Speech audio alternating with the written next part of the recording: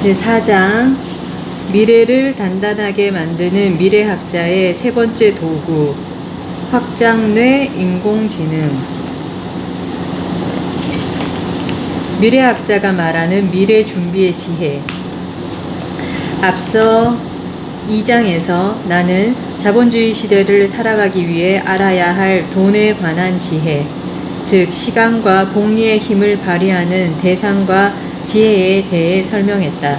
대상은 미국 종합주가지수와 국채였다.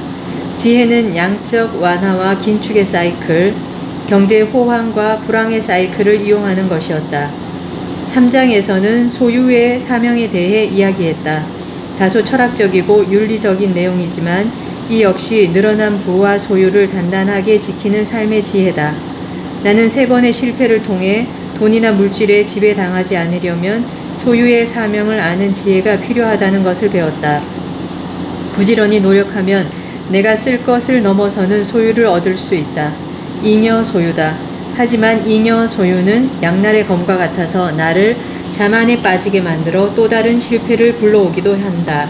그러나 그것을 가난한 사람과 약자를 위해서 사용하면 잉여 소유는 행복이라는 무형의 또 다른 소유로 되돌아온다.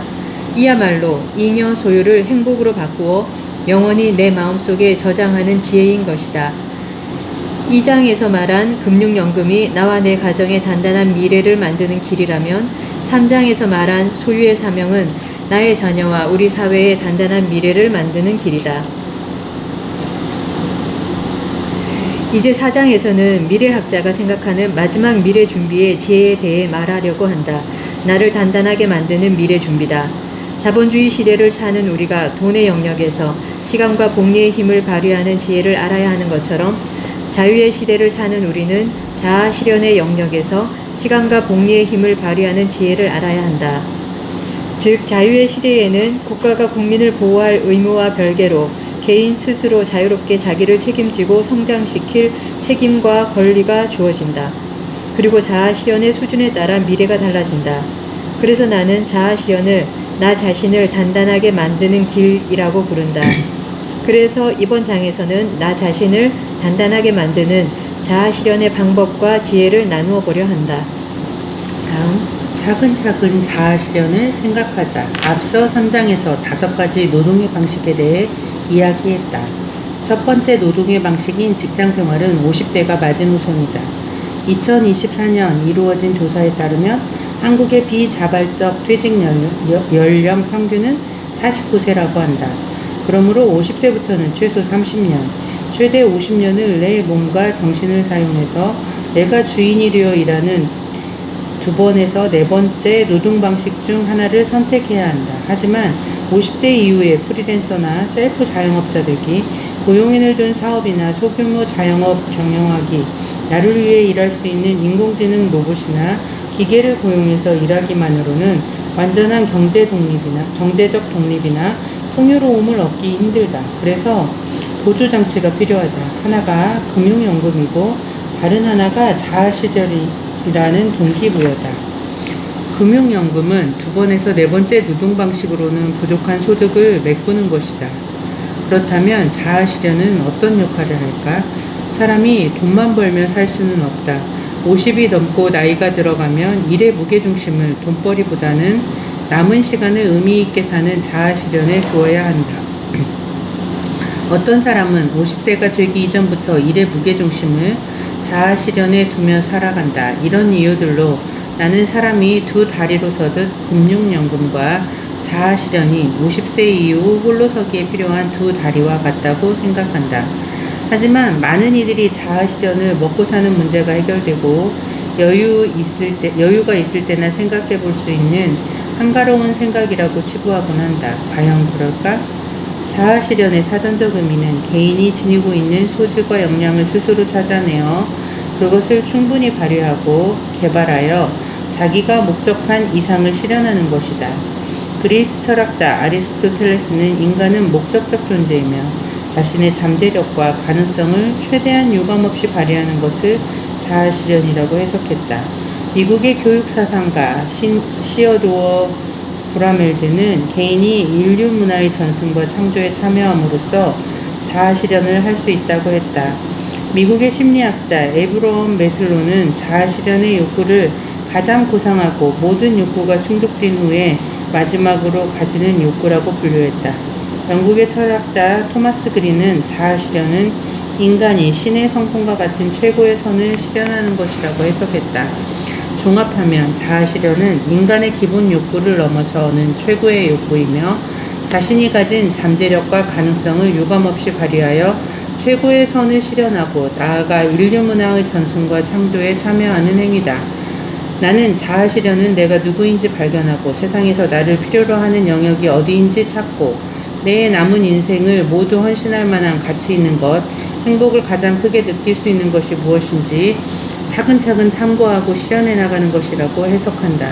이 모든 것들은 먹고 사는 문제와 충분히 연결되고 오히려 자아 실현을 생각해야 일을 더 잘할 수 있다. 그러니 이제라도 자아 실현의 중요성과 개념을 다시 생각해보자. 자아 실현은 나를 단단하게 만드는 지름길이다. 자아 실현을 위한 3가지 질문. 자아 실현을 위한 첫걸음은 다음에 3가지 질문을 던지는 데서 시작한다. 첫째, 내가 기뻐할 수 있는 가치는 무엇인가? 둘째, 내가 살아갈 시대에서 나를 필요로 하는 영역은 어디인가? 셋째, 내가 발휘할 수 있는 구체적 능력, 내가 가진 것, 소명은 무엇인가? 나는 이 3가지 질문을 가치 있는 시대적 소명을 발견하는 비전 질문이라고 부른다. 내가 기뻐할 수 있는 가치는 무엇인가에 대답하지 못하면 진정한 행복을 누리지 못하는 인생이 된다. 이 질문을 곱씹어보자. 이 질문에 대한 해답을 찾는 순간 내 삶은 고귀한 것으로 승화되고 진정한 행복을 찾는 여정이 시작된다. 가치의 문자적 의미는 값어치 있는 의의나 중요성이다. 사전적 의미는 사물이 가지고 있는 쓸모, 대상이 인간과의 관계에 의하여 지니게 되는 중요성, 인간의 욕구나 관심의 대상 또는 목표가 되는 진선미 따위를 통틀어 이르는 말이다. 즉 가치는 나 자신, 가족, 이웃, 인류에게 쓸모있고 의의나 중요성이 있는 진선미를 뜻한다. 내가 살아갈 시대에서 나를 필요로 하는 영역은 어디인가에 대답하지 못하면 미래 유망성, 시대적 가치, 시대적 필요와는 동떨어지게 되고 지금 당장 먹고 사는 문제로 인생이 축소된다. 자아 실현을 위해서는 시대 변화에 관심을 기울여야 한다. 앞으로 내가 살아갈 시대 모습은 무엇인가에 관심을 갖자. 자아를 실현하는 영역은 세상이다.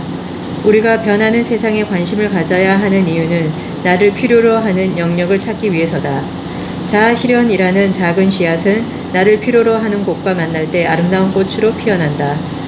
내가 발휘할 수 있는 구체적 능력은 무엇인가에 대답하지 못하면 내 역량을 최대한 발휘하지 못해 무력한 하루를 살아가게 된다. 내가 가진 것이 무엇인지를 질문하고 발견하고 훈련하자. 나는 내가 가진 것, 내가 가지고 태어난 것들을 소명과 연결시킨다. 나는 신이 나를 이 땅에 보낸 데는 계획이 있어서라고 믿는다. 의미가 있어서라고 믿는다. 소명이라는 단어는 부를 소, 명령할 명으로 이루어져 있다. 왕이 신하를 불러 구체적으로 내린 명령이다. 해야 할 일을 명령하는 것이다. 신은 우리를 이 땅에 보낼 때 나름의 해야 할 일, 소명을 명령했고 그것을 이룰 수 있도록 구체적인 역량을 내 안에 심어두었다. 나는 그것이 타고난 재능의 의미라고 본다. 나는 재능을 2가지로 구분한다. 선천적 재능과 후천적 재능이다. 인간은 고유의 유전적 특징을 갖고 태어남과 동시에 죽을 때까지 자신의 역량을 변화시키면서 산다. 인간의 역량은 고정되어 있지 않아서 쓰지 않으면 퇴보하기도 하고 교육과 훈련을 통해 발전하기도 한다. 최근 연구에 따르면 인간의 뇌조차도 노력하면 죽을 때까지 발전한다고 한다. 나는 인간의 역량을 내적 역량과 외적 역량으로도 구별한다. 내적 역량은 나의 내부에 있는 자원이다. 가치, 인성, 관심사, 재능, 성격, 기술, 생각의 힘, 성찰력, 언어 및 지각 능력, 리더십 등이다. 외적 역량은 살아가는 환경 속에서 외부로부터 얻어지는 자원으로 관계와 사람, 지역 등이다. 내가 지금까지 살아오면서 만들어졌던 관계들, 앞으로 살아가면서 만들 관계와 사람이 외적 역량에 속한다. 다시 강조하건대 나를 단단하게 만드는 준비는 자아 실현에서 시작한다. 그리고 자아 실현을 위한 첫걸음은 위의 3가지의 질문을 매일 던지는 데서 시작한다. 오늘부터 이 3가지 질문을 자신에게 던져보라. 다음. 나만의 미래 지도를 그려라. 나는 오랫동안 기업이 더 나은 미래를 만들도록 돕는 다양한 시도들을 해왔다. 또한 일반인의 자아 실현을 돕는 강의와 워크숍도 많이 진행했다. 일명 미래준비학교다. 미래준비학교에 입학한 사람이 하는 첫 번째 일은 비전 스케치 그리기다. 대략적으로 나의 비전이 무엇인지 밑그림을 그려보는 것인데 비전의 출발점에 설 수 있도록 코칭하는 단계에 속한다. 비전을 찾고 자아 실현의 길을 가는 것도 첫 단계에서는 완벽할 수 없다. 그래서 나는 첫 단계에 스케치란 말을 붙였다. 스케치는 어떤 사건이나 내용의 전모를 간략하게 적거나 대략적으로 간추린 모양을 그려보는 것을 의미한다. 가치와 세상, 자신을 이해하는 깊이와 넓이가 완벽하지 않기 때문에 이를 이해하기 위해서는 상당한 시간이 필요하다. 많은 훈련이 필요한 일이다. 그래서 첫 단계에서는 비전을 대략적이고 간추린 모양으로 찾아보는데 만족해야 한다. 그러나 완벽하지 않아도 이러한 밑그림을 그리는 작업은 아주 유익하다. 어디서 출발하면 되는지 그리고 어디로 가면 되는지 방향을 알려주기 때문이다. 첫 술에 배부를 수 없는 법이다. 마찬가지로 첫 단계에서부터 자신의 비전을 완벽하게 이해하고 자아 실현에 성공하는 사람은 한 사람도 없다. 첫 단계에서는 자기 비전의 대략적인 방향과 밑그림 정도만 알고 출발해도 된다. 비전 스케치를 통해 설정한 것은 비전의 방향성이다. 나는 이것을 기본 비전이라고 부른다. 이 외에도 비전 스케치 단계에서는 올바른 자존감을 형성하기 위해 나의 모습을 확고히 하는 터다지기도 한다. 올바른 자존감 형성이야말로 자아 실현의 가장 중요한 요소이기 때문이다. 자존감은 자존심과 다르다. 자존감은 자기의 품위를 스스로 지키려는 감정으로 자신을 존중하고 사랑하는 마음이다. 자존감은 삶의 모든 영역에 영향을 주기에 자신을 존중하고 사랑하지 않으면 미래를 꿈꿀 수 없다. 자존감이 흔들리면 자아 실현을 할 엄두조차 내지 못한다. 비전 스케치 단계에서는 기초적인 비전 자극도 한다. 비전 성취나 자아 실현은 다양한 자극을 받을 때 풍성해지기 때문이다. 나는 이것을 비전 자극, 자아 실현 자극이라고 부른다. 자극은 간접 자극과 직접 자극 두 가지로 나뉜다. 나는 간접 자극의 일환으로 다양한 책 읽기를 과제로 내곤 한다. 미래준비학교 커리큘럼에 일정 수준의 교육을 넣는 방식도 사용한다. 세상의 학문 교육을 받는 것, 다양한 분야의 책을 읽는 것, 본받을 만한 인물의 자서전을 읽는 것 등이다. 가능하면 다양한 분야의 책을 읽게 하는데 자극의 폭이 넓고 종합적일수록 효과가 좋기 때문이다. 비전 자극은 어릴 적부터 빨리 하는 것이 좋다. 가정교육과의 연계를 통해서 다양한 과제나 훈련을 받게 하는 것도 좋은 비전 자극이다. 종교활동, 경제훈련, 리더십 훈련, 과학탐험도 좋은 비전 자극 프로그램이다. 다양한 과제나 훈련을 하면서 내가 무엇에 흥미를 느끼는지 지속적으로 점검하라. 자신감을 갖게 만들거나 신나게 만드는 것, 가슴을 뛰게 하는 것이 무엇인지 면밀히 관찰해 두어야 한다. 같은 시간과 노력을 들였음에도 좀 더 수월하고 재능을 발휘하는 영역이 무엇인지 관찰해보자. 직접 자극으로는 짧은 여행이나 현장 체험이 좋다. 세상을 직접 체험하면 색다른 자극을 다양하게 받게 된다. 늘 하던 대로 여행을 떠나라. 단 맞닥뜨리는 환경이나 체험 속에서 비전과 관련해서 무엇을 느끼고 도전받고 깨닫게 되었는지를 생각하고 관찰하고 기록하라. 다양한 분야와 환경에 놓여지는 경험을 통해 자극을 골고루 균형 있게 받아라. 그리고 그 과정에서 끊임없이 관찰하고 기록하라. 지금까지 비전을 발견하지 못한 사람, 자아 실현의 방법을 모르는 사람은 직간접 자극을 충분히 받지 못했을 가능성이 크다. 자극이 부족한 상태에서 너무 빨리 나는 아무것도 할 수 없어, 세상의 벽은 너무 높아 하며 자신의 미래와 비전을 포기해버렸을 가능성이 크다. 비전 자극이 다양하고 광범위할수록 찾아낼 수 있는 비전의 범위가 넓어지고 자아 실현의 욕구도 커진다. 반대로 비전 자극이 적고 협소할수록 비전의 범위는 작아지고 자아 실현의 욕구도 감소한다. 어느 대학교에서 자살을 시도한 60명의 학생들을 대상으로 인터뷰를 한 적이 있다. 연구자들은 그들에게 자살의 이유를 물었다. 자살을 시도한 학생들 중 85%는 자신의 삶이 무의미하고 목적이 없는 것처럼 보였기 때문이라고 대답했다. 이들의 93%가 사회적으로 아무 문제가 없었고 성적도 우수했으며 가족관계도 원만했다. 겉으로 보기에는 자살을 시도할 이유가 전혀 없었다. 그들의 내면에서는 무슨 일이 일어난 것일까? 바로 공허함이었다. 겉모습과 다르게 삶의 방향성이 없었다. 인생의 의미가 없었기에 삶의 의욕이 줄고 공허했던 것이다. 누군가는 자아 실현을 왜 해야 하느냐고 물을지 모른다. 나의 대답은 간단하다. 자아 실현이야말로 내 인생의 진짜 의미를 찾는 행위이기 때문이다. 자아 실현을 통해 우리는 내 인생의 비전을 찾아야 한다.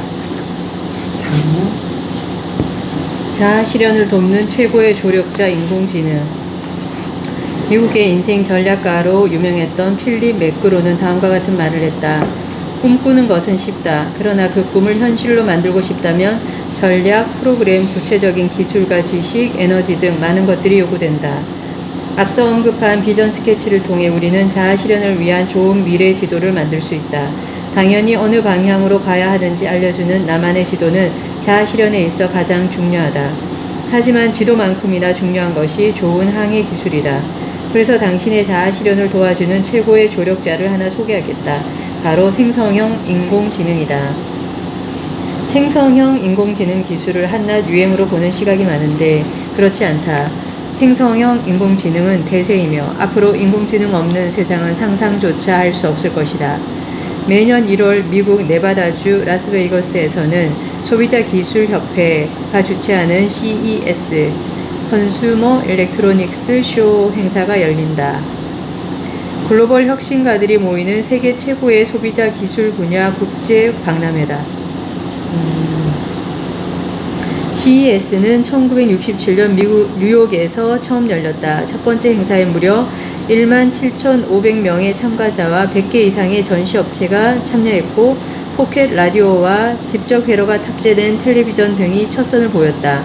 이 행사에서 주목을 받은 기술과 제품은 대체로 몇 년 이내에 상용화되어 대중의 인기를 한몸에 받는다. 이번 CES 2024에서 가장 뜨거운 주목을 받은 기술은 인공지능이었다. CES 2024 측은 인공지능을 모든 산업 분야에 적용시켜 전 세계 공통과제를 해결하자는 의미로 All Together, All On을 슬로건으로 정했다. 행사장 곳곳에서는 생성형 인공지능의 대명사가 된 오픈 AI의 첫 GPT가 탑재된 자동차를 시작으로 스마트폰, 컴퓨터, 쇼핑, 미디어, 건강 모니터링을 포함한 헬스케어, 금융, 가정용 로봇, 게임, 가상현실, 증강현실, 3D 프린팅 등 다양한 산업 분야에 걸쳐 인공지능 기술이 통합되고 활용된 모습이 펼쳐졌다. 전문 미래학자인 나에게 인공지능에 대해 물을 때 빠지지 않고 등장하는 질문이 하나 있다. 박사님, 미래에는 인공지능과 사람의 대결이 펼쳐질까요? 나의 답은 아니다이다. 미래에는 인공지능과 사람이 대결하지 않는다. 그런 미래가 오려면 앞으로도 최소한 100년에서 200년은 지나야 한다. 우리가 살아갈 가까운 미래의 인공지능은 인간의 능력을 향상시키는 놀라운 조력자 역할을 할 것이다.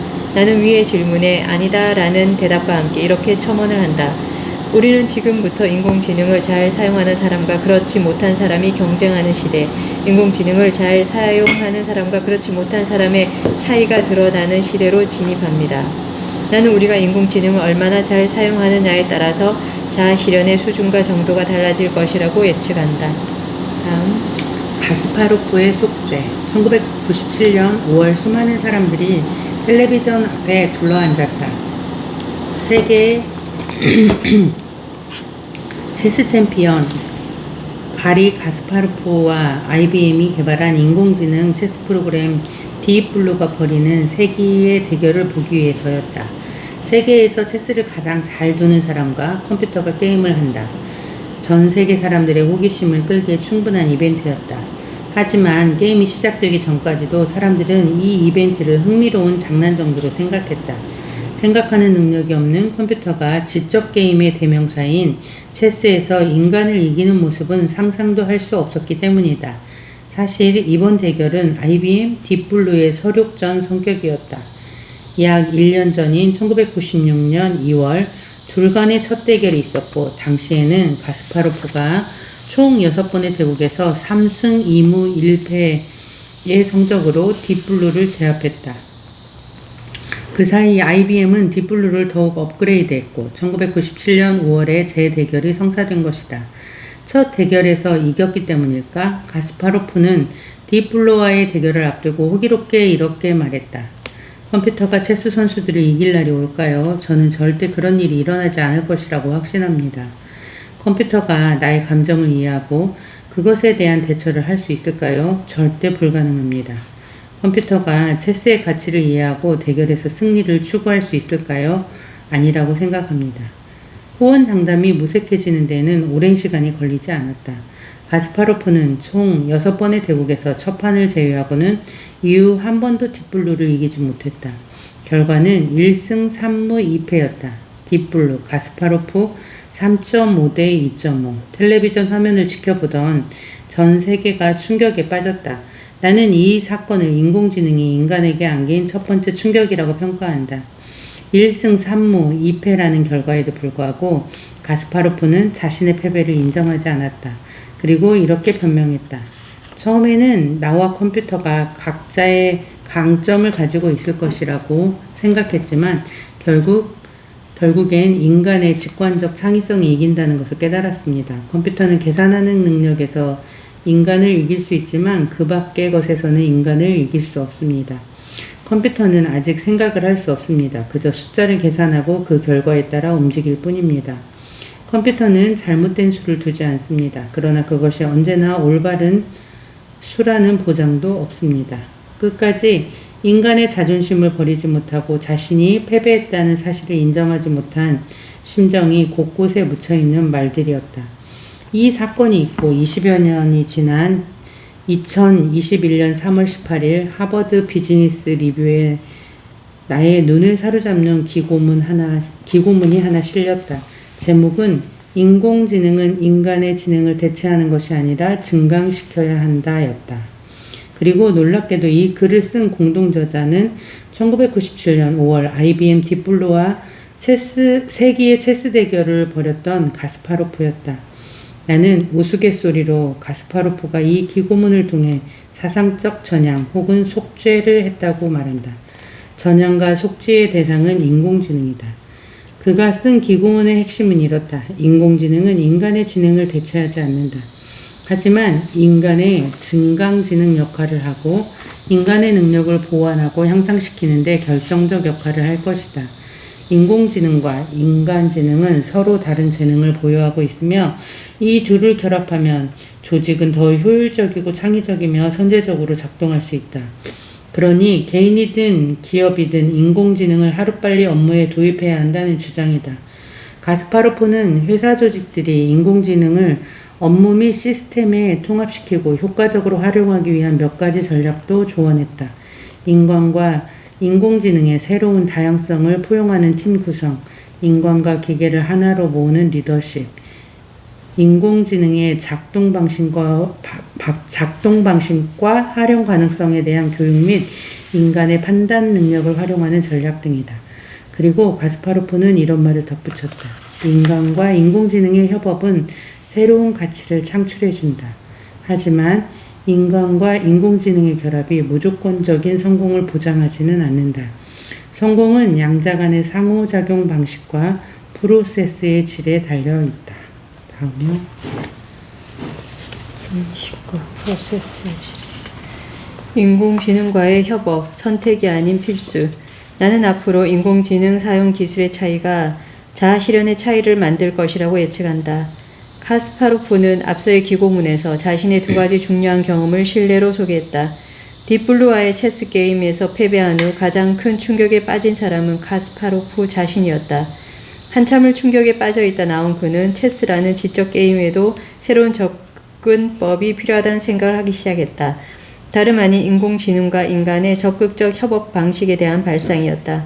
1998년 카스파로프는 스페인 레온에서 열린 세계 체스 대회에서 자신의 발상을 구현하는 흥미로운 실험을 하나 진행한다. 인공지능과 인간이 한 팀을 이루어서 체스 게임을 하는 실험이었다. 카스파로프의 상대는 불가리아의 체스 선수 베셀린 토파로프였다. 그는 이전에 카스파로프에게 4대 0으로 패했던 선수다. 카스파로프는 토파로프와 서로 동일한 인공지능 프로그램을 사용하여 재대결을 벌이기로 한다. 결과는 놀랍게도 3대3 무승부였다. 카스파로프는 인간과 인공지능의 적극적 협업이 이루어지면서 자신이 평소에 우위를 보였던 계산력과 전략 능력이 상쇄된 것으로 추정했다. 대회를 마친 후 카스파로프는 다음과 같이 회고했다. 인공지능 덕분에 나는 전략적 기획에 더 집중할 수 있었다.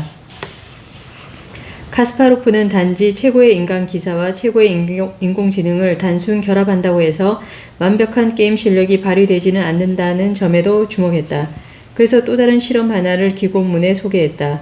2005년 온라인 체스 사이트에서 열린 프리스타일 체스 대회의 사례였다. 이 대회에 출전하는 팀은 인간끼리 한 팀을 이룰 수도 있고 인간과 인공지능이 한 팀을 구성할 수도 있었다. 인공지능 체스 알고리즘을 작동시키는 컴퓨터의 종류에도 제한이 없었다. 참고로 같은 알고리즘이라도 작동시키는 컴퓨터의 성능에 따라 실력의 차이가 난다. 카스파로프를 비롯해서 몇몇 체스 그랜드마스터와 슈퍼컴퓨터 연합팀도 이 대회에 참가했다.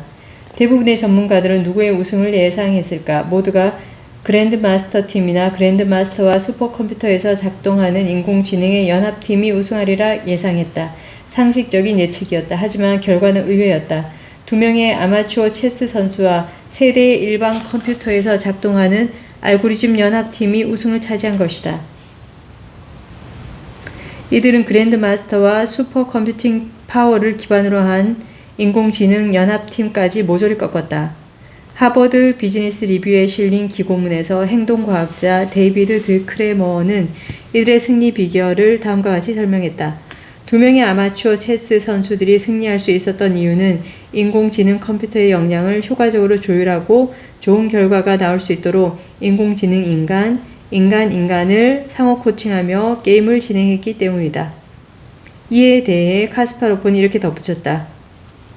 약한 인간과 기계, 더 나은 프로세스의 조합이 강력한 컴퓨터 단독보다 우세했고 더욱 놀랍게도 강력한 인간과 기계, 열등한 프로세스의 조합보다 우수했다. 여기서 약한 인간은 이 글을 읽는 여러분이다. 50이 넘은 은퇴자일 수도 있고 나이 든 노인일 수도 있다. 기계는 챗 GPT 같은 생성형 인공지능을 가리킨다. 그리고 더 나은 프로세스는 인공지능 사용 노하우를 뜻한다. 지금 우리 앞에 새로운 길이 열렸다. 그리고 남들보다 빨리 인공지능 사용 노하우를 익히면 자아 실현의 길은 더 빨리 열리게 될 것이다. 카스파로프가 최고의 조합이라고 말한 약한 인간과 기계 플러스 더 나은 프로세스의 조합이 자아 실현의 영역에도 적용되는 것이다. 우리가 이 조합을 만들 수만 있다면 자아 실현의 길은 더 빨리 열릴 수 있다. 다음. 도구대 비서 확장된 뇌.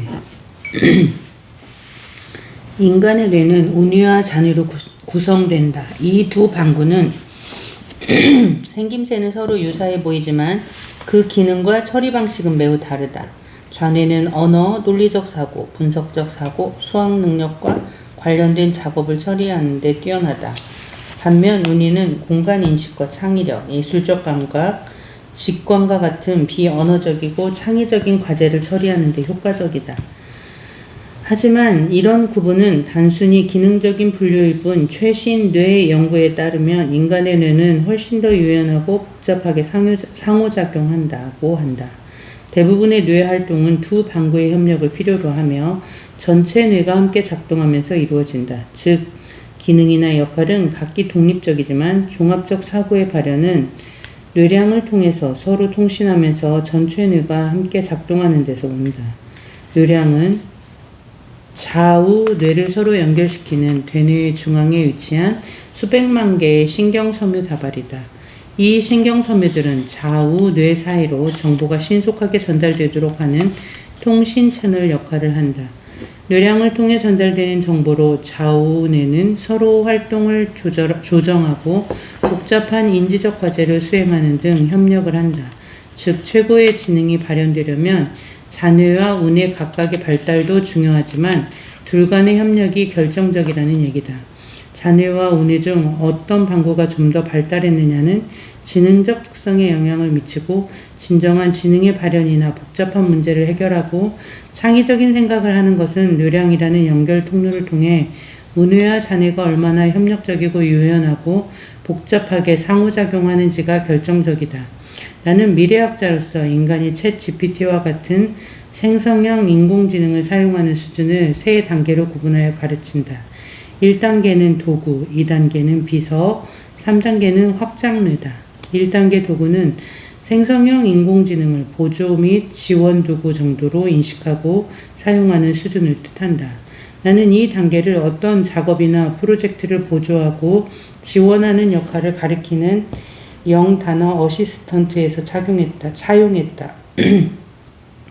사용 수준으로 볼 때 가장 기본 단계에 속한다.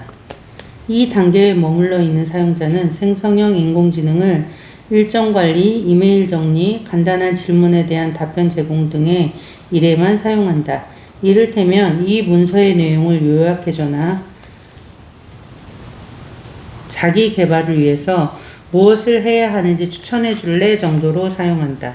2단계 비서는 인공지능을 마치 인간 비서처럼 활용하는 수준이다. 인공지능에게 대리 역할을 부여하며 결과물을 얻어내는 방법을 안다. 컴퓨터 분야에서 내리는 역할을 하는 프로그램을 에이전트라 부르는데 이 에이전트 대리자는 사용자가 지시한 특정 작업이나 프로세스를 처음부터 끝까지 독립적으로 수행할 수 있다. 2단계 비서와 1단계 도구의 차이점은 바로 인공지능이 얼마나 자율성과 주도성을 갖느냐다.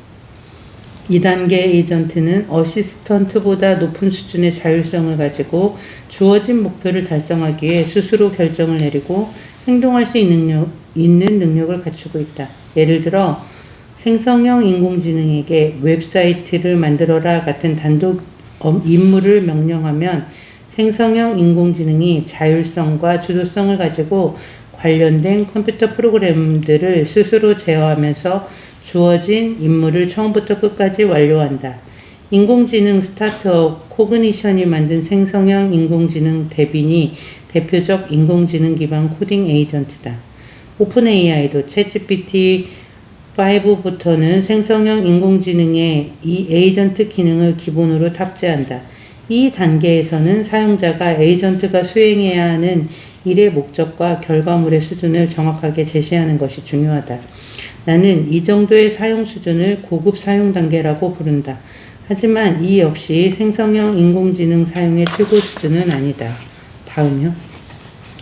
최고 수준인 3단계는 생성형 인공지능을 확장된 뇌로 사용하는 것이다. 나는 이 단계를 최고 사용 단계 혹은 궁극적인 사용 단계라고 부른다. 이 수준에 도달하면 생성형 인공지능이 인간의 생물학적 뇌와 함께 연동되어 사용된다는 느낌을 받게 된다. 그래서 인간의 기억과 생각의 확장과 조합의 한계가 사라지는 효과를 얻게 된다. 일명 뇌 가소성의 극대화다. 생각하고 공부하고 일하는 방식에도 근본적 변화가 일어난다. 마블 영화에 등장하는 아이언맨은 나노 소재로 만든 로봇을 입고 종횡무진 활약한다. 적을 향해 자동차를 들어 던지고 스포츠카보다 빨리 달리며 악당을 물리친다. 이런 입는 로봇은 당연히 현실에서는 아직 불가능하다. 대신 인간 신체의 한계를 극복하는 입는 로봇은 상용화되고 있다. 국내 한 렌탈 업체에서는 여러 종류의 입는 로봇을 빌려주는 사업도 시작했다. 입는 로봇을 입으면 하반신 마비를 극복하고 걸을 수 있고 물류창고나 공장에서 일하는 인간 근로자의 근력을 증강시켜주며 나이가 들어 근육이 감소한 고령층의 활동성을 높일 수 있다. 2024년 초 한 신문의 한국과학기술연구원 키스트 지능로봇 연구단 이종원 박사팀이 개발한 입는 로봇 문호크 옴니를 착용한 65세 남성이 왕복 3시간이 걸리는 북한산을 무리 없이 등정했다는 기사가 실리기도 했다. 문호크 옴니는 65세 남성의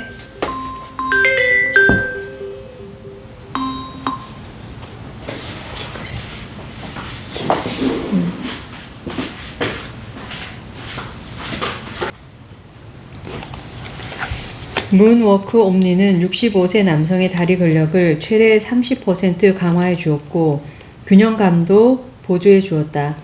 LIG 넥스1도 근력 증강 로봇 렉소 2.5를 상용화했고 현대 로템도 백스 조끼형과 H프레임 지게형, CEX 의자형 등 다양한 제품군을 출시했다.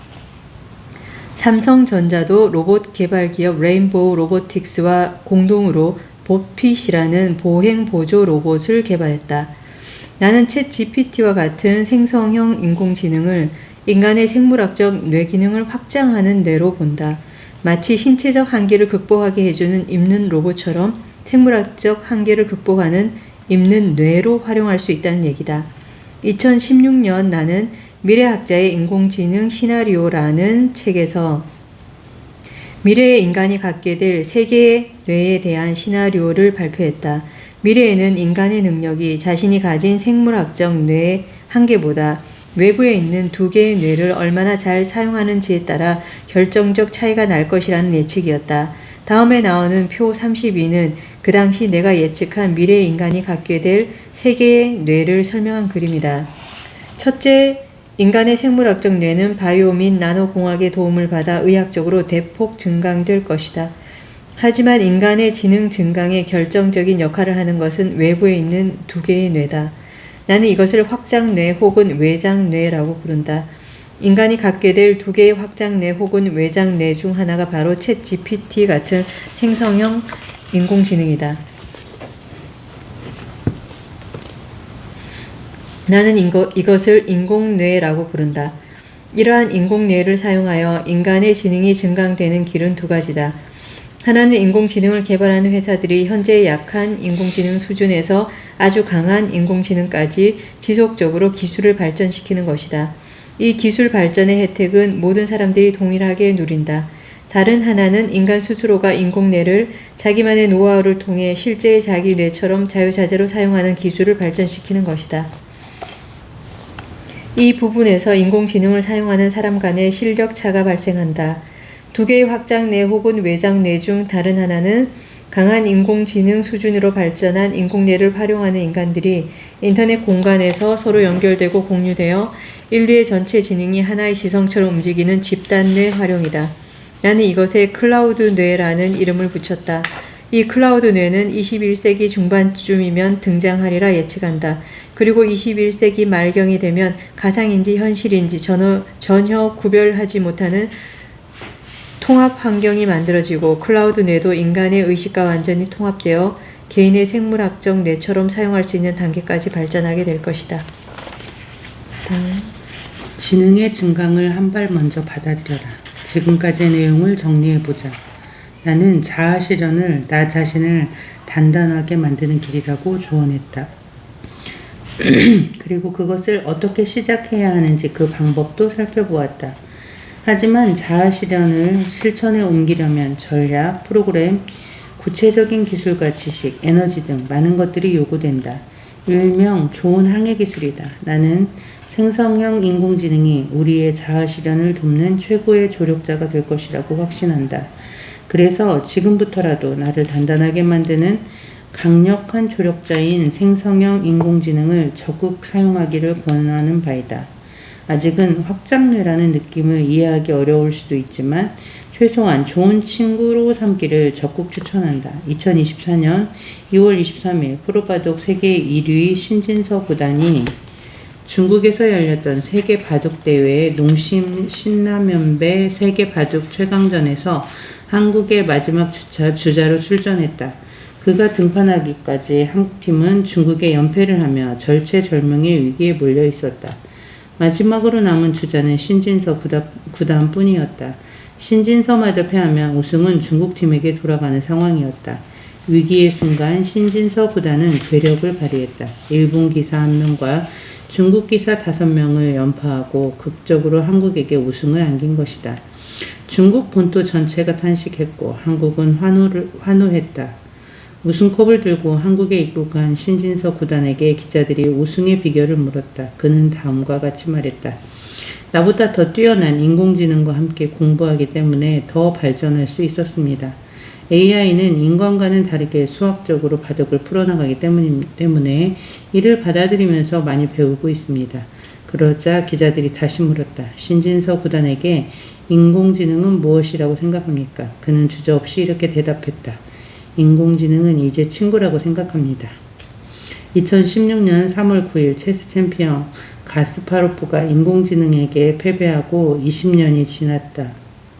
이번에는 세계 최고의 바둑기사 이세돌과 구글의 딥마인드가 개발한 인공지능 바둑 알고리즘 알파고가 세기의 대결을 벌였다. 모든 전문가들이 바둑은 체스와 다르다고 생각했다. 20년 전 IBM 인공지능 딥블루는 경우의 수가 35밖에 되지 않는 체스에서 인간을 이겼다. 반면 바둑이 가진 경우의 수는 우주의 원자수보다 많다. 아무리 슈퍼컴퓨터라도 계산 능력으로 이기기는 불가능하다는 것이 공론이었다. 대국에 임하는 이세돌 구단도 인공지능이 바둑에서 인간을 이기는 일은 불가능하다고 자신했다. 대국장으로 입장하기 전 이세돌 구단에게 기자들의 질문이 쏟아졌다. 이세돌은 승부를 어떻게 예측하느냐는 기자의 질문에 4대1 혹은 5대0으로 자신이 이길 것이라고 웃으며 말했다. 20년 전 가스파로프처럼 이세돌 구단도 자신만만했다. 바둑에서 컴퓨터가 인간을 이길 수 있다는 생각은 너무나 어리석은 것입니다. 컴퓨터는 바둑에서 직관을 발휘하지 못합니다. 그것은 영원히 인간이 가지고 있는 것입니다. 바둑에서 가장 중요한 것은 창의성입니다. 컴퓨터는 그런 것을 할 수 없습니다. 인간의 직관과 창의성이 중요한 바둑에서는 인공지능이 절대 이길 수 없다는 견해를 피력한 말이다. 그러나 대국이 시작되고 불과 몇 분 만에 이세돌 구단의 얼굴에는 잿빛이 돌기 시작했다. 총 5번 이루어진 대국의 결과 알파고의 4대1 승리였다. 2016년 3월은 인간의 자부심이 산산조각난 시간이었다. 상상도 못했던 수를 들고 나오는 알파고의 공세 앞에 인간 최고의 바둑기사는 속수무책으로 무너졌다. 이세돌 구단은 내리 3판을 지고 난 후 2016년 3월 13일에 진행된 제4국에서 100을 잡고 180수 끝에 불계승을 거두었다. 사실 이 승리는 알파고의 알고리즘에 생긴 버그 때문이었다. 당시도 나는 그 역사적 제4국을 관람했다. 그리고 이렇게 평론했다. 이세돌의 1승은 이제 이후로 등장하는 인공지능과의 경쟁에서 인간이 이긴 인류 역사상 유일무이한 승리로 기록될 것이다. 딥마인드는 제4국에서 드러난 알파고의 치명적 버그를 곧바로 개선하고 알파고 마스터를 내놓았다. 그리고 2017년 5월 23일에서 27일 중국 우전에서 열린 미래 바둑 서밋에서 이세돌과 쌍벽을 이룬 중국 최고 바둑기사 커제와의 대국에서 알파고 마스터는 3판 전승으로 우승했다. 당대 최고의 바둑기사 이세돌과 커제가 알파고에게 참패를 당하자 바둑계에서는 이제 바둑은 끝났다는 자괴감이 만연했다. 이세돌 구단도 바둑에서 낭만이 사라졌다며 은퇴를 선언했다. 여기저기서 비관적인 전망들이 쏟아졌다. 앞으로 더 이상 인간은 바둑을 두지 않을 것이다. 바둑이라는 스포츠 자체가 없어질 것이다. 같은 이야기들이 떠돌았다. 하지만 이런 생각은 기우에 불과했다. 미래는 그렇게 되지 않았다. 이세돌이 알파고에게 참패를 당한 지 8년이 지난 지금 신진서 구단은 AI는 나의 친구다라고 말하고 있다. 8년 전보다 바둑 인공지능은 더 강해졌지만 바둑이라는 스포츠는 여전히 건재하다. 인간도 여전히 바둑을 둔다. 대신 달라진 점이 3가지가 있다. 첫째, 이제는 모든 프로 바둑기사, 바둑 관계자, 바둑 애호가들이 인공지능과 함께 공부를 한다. 둘째, 인공지능이 없는 바둑은 생각할 수조차 없는 시대가 되었다. 바둑 게임을 중계하는 아나운서의 해설조차도 인공지능을 옆에 두고 방송을 진행한다. 셋째, 프로 바둑기사들 사이의 실력은 인공지능 활용 능력에 따라 천지 차이가 난다. 이것이 가장 중요한 변화다. 우리는 인공지능이 바둑계에 일으킨 이런 변화에 주목해야 한다. 이 3가지 변화에서 생성형 인공지능이 인간의 삶의 방식을 어떻게 바꿀지에 대한 실마리를 얻을 수 있기 때문이다. 2022년 11월 30일 세계 바둑의 1인자 이세돌이 알파고에게 패배한 지 불과 6년이 지난 시점에서 인공지능이 인간에게 또 한 번의 충격을 안기는 사건이 벌어졌다. 오픈 AI가 챗GPT라는 생성형 인공지능의 상용화를 시작한 것이다. 이번에는 세기의 대결 같은 건 없었다. 하지만 그 파장은 이세돌과 알파고의 대결이 가져다준 충격을 능가했다. 이번에는 컴퓨터가 인간을 이길 날이 올까요? 저는 절대 그런 일이 일어나지 않을 것이라고 확신합니다. 라는 말조차 나오지 못했다.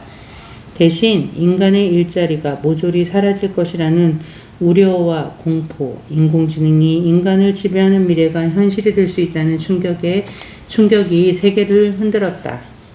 여기저기서 인공지능 개발을 멈춰야 한다는 목소리가 터져나왔다. 다른 한편에서는 정반대의 목소리도 나왔다.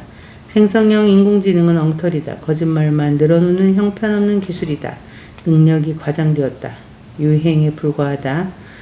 저러다 말 것이다 등등의 목소리였다. 하지만 둘 다 틀렸다. 공포도 틀렸고 한낱 유행이고 부풀려진 기술이라는 말도 틀렸다. 나는 챗 GPT로 대표되는 생성형 인공지능의 출현을 이렇게 논평했다. 챗 GPT의 출현은 인공지능이 모든 인간의 삶에서 작동을 시작하는 인류 최초의 사건이며 새로운 문명사를 시작하는 대변혁의 경계석이다. 인류 역사상 최초로 모든 인간이 모든 분야에서 인공지능과 함께 일하는 시대의 시작을 알리는 사건이다. 아쉽게도 많은 이들이 여전히 세종대왕 노트북 사건, 챗GPT가 세종대왕은 훈민정음의 초고를 작성하던 중 문서 작성이 중단되자 담당자에게 분노하여 맥북 프로 노트북을 집어 던졌습니다. 라는 문장을 지연에 알려준 사건의 발목이 잡혀있다.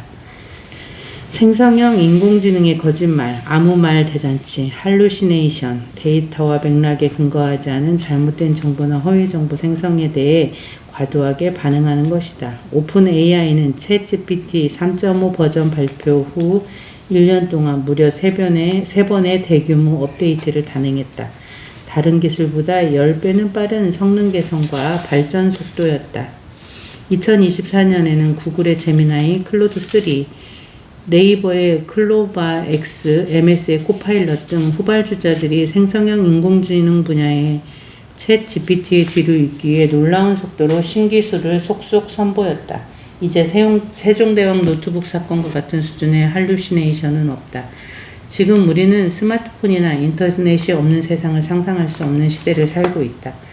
단언하건대 이제 앞으로 생성형 인공지능이 없는 세상을 상상할 수 없게 될 것이다.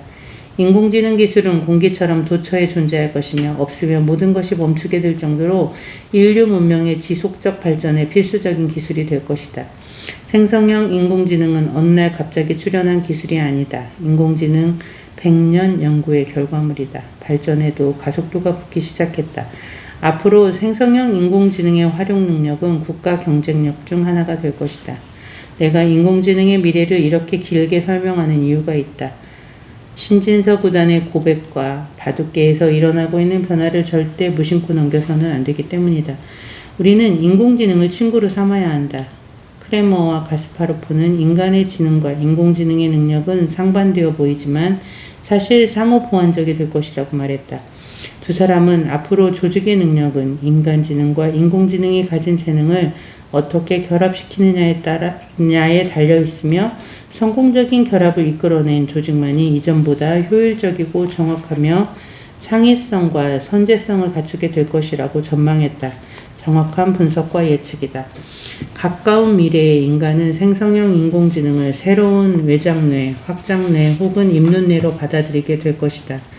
인공지능과 인간의 생물학적 뇌는 자뇌와 우뇌처럼 서로 다른 역할을 하며 인터넷이라는 인공뇌량, 인공통신 채널을 통해 상호작용하고 서로 긴밀하게 협력하여 지능의 증강을 발휘하는 새로운 미래를 맞이하게 될 것이다.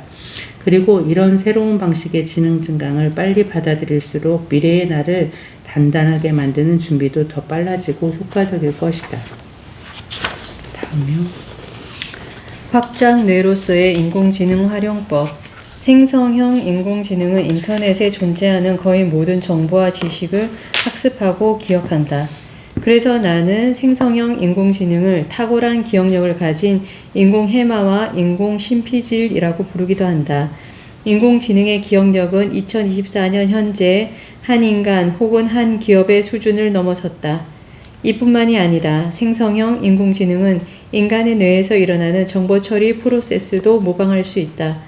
물론 정보처리 프로세스 모방 능력은 아직 인간을 뛰어넘지 못했다. 아직 인공지능이 인간의 지능 역량을 뛰어넘지 못했다는 평가는 이를 두고 하는 말이다.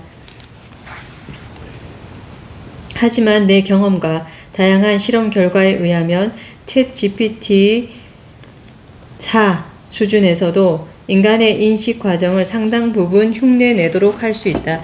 예를 들어 나는 챗 GPT-4의 GPTS 기능을 가지고 미래 예측을 하는 인공지능 챗봇을 만드는 데 성공했다. 그리고 미래 예측 기법 중 하나인 퓨처스 휠 기술을 GPTS 기능을 사용해서 훈련시켰다. 결과는 놀라웠다. 내가 훈련한 인공지능이 논리적 확률적 예측 결과를 산출한 것이다. 어지간한 인간의 예측보다 훌륭했다. 인식 또는 인지는 인간의 뇌가 외부 대상을 알아차리는 것을 의미한다. 어려운 말로는 객관적 실제의 의식으로부터의 반영이라고도 표현한다. 칸트의 인식론에 따르면 인식은 실천에서 시작된다. 감각적 직관이 실천을 통해 직접적, 개별적, 구체적인 감성적 인식을 처음으로 형성한다. 하지만 이것은 외면적인 인상에 불과할 뿐 사물의 본성을 포착한 것이 아니다. 진정한 알미 아니다.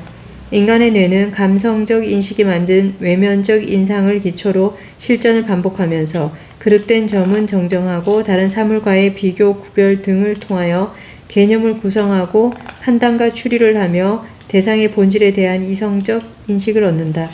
여기에 이르면 진정한 알미 이루어진다. 이런 단계를 일반적으로 인식했다, 알았다라고 부른다. 나의 경험과 실험에 따르면 챗 GPT 알고리즘 내에는 이런 수준의 인식 과정이 자동으로 작동되는 기능이 없다.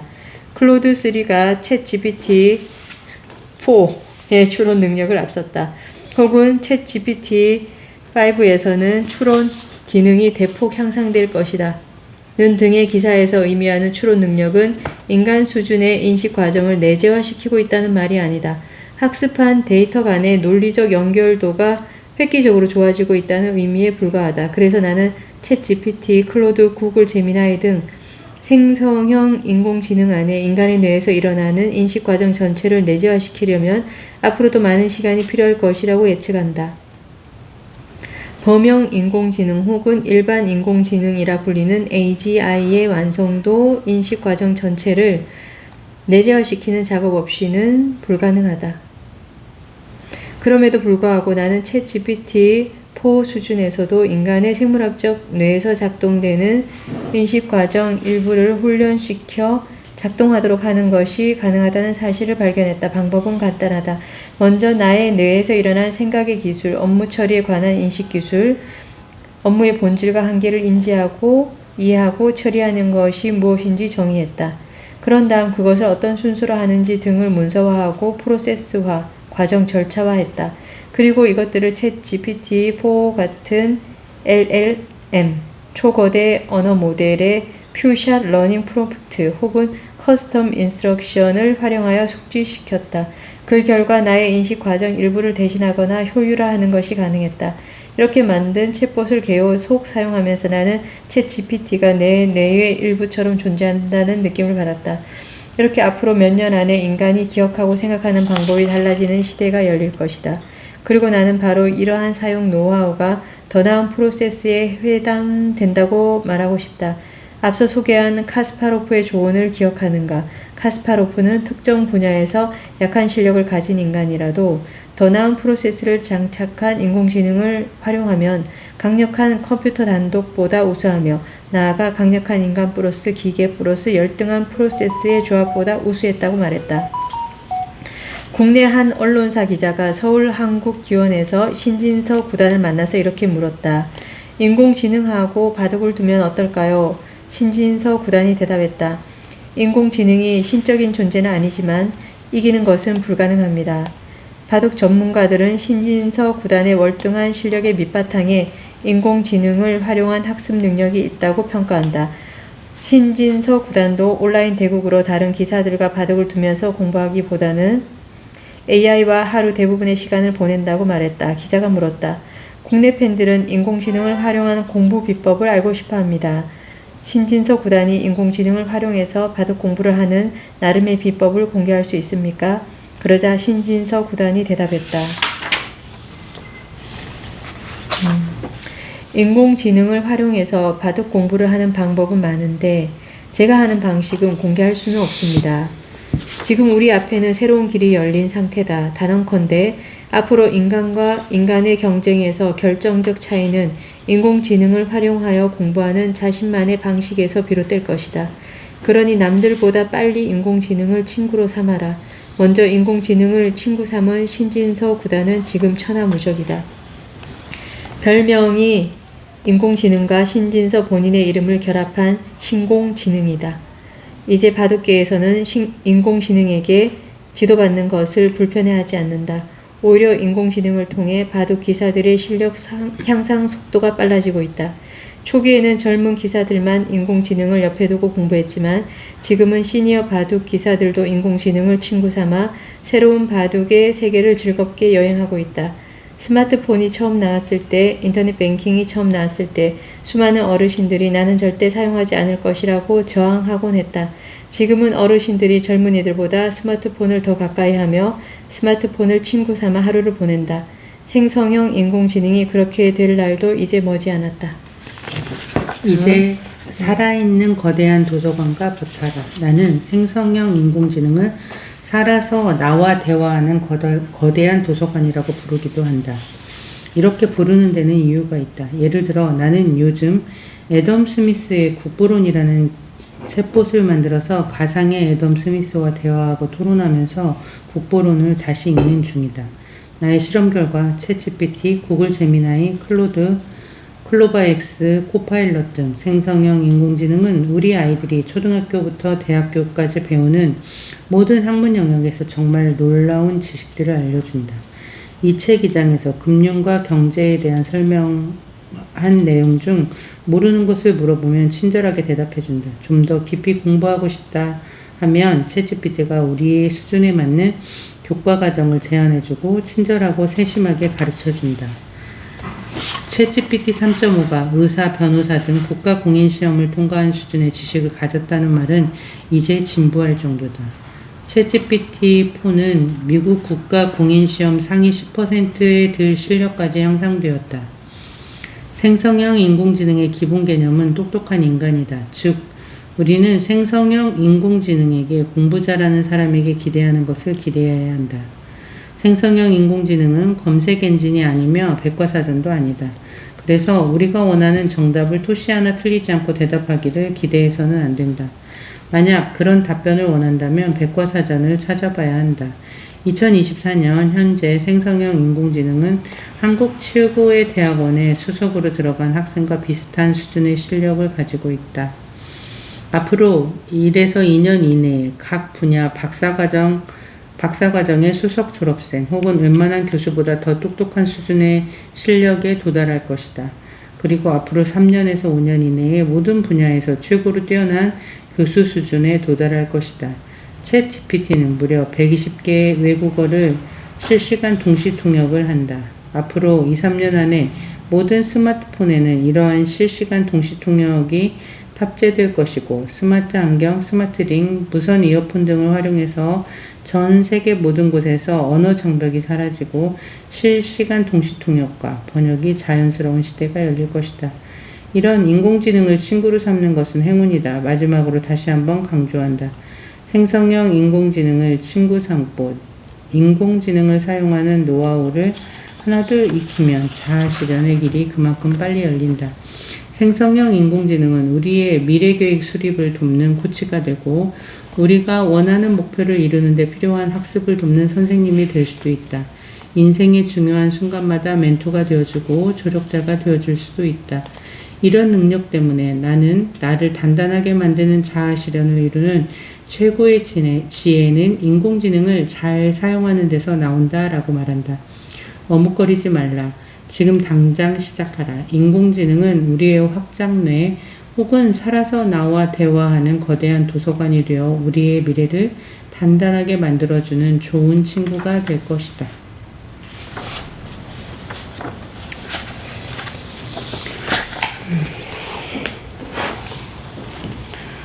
많은 생각이 들게 하는 지금의 교육 방법이 과연 의미가 있을까?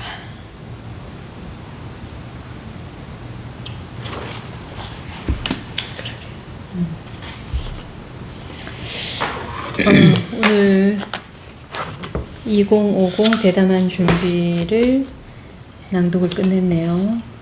방금만 끝내게 하여튼 책 읽어야겠다. 어이구, 여기 나오네.